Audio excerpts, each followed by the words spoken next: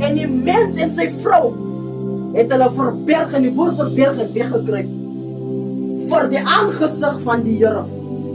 So toe sonde plaasvind, het hulle weggekruip voor die Here. Want dit is wat sonde doen.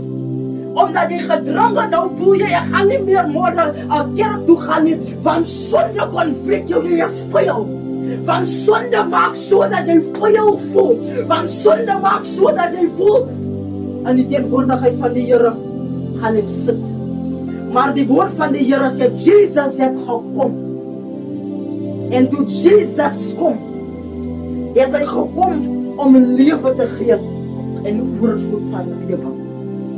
Hy het gekom om te restore. So daardie sonde, daardie wat hulle geheid het van die presence, vandag is die vyand gebreek. Vandag uit ons vryheid in die teenwoordigheid van die Here. Die gedeelte wat hulle uitgejaag was, het ons nou access gekry deur Jesus Christus.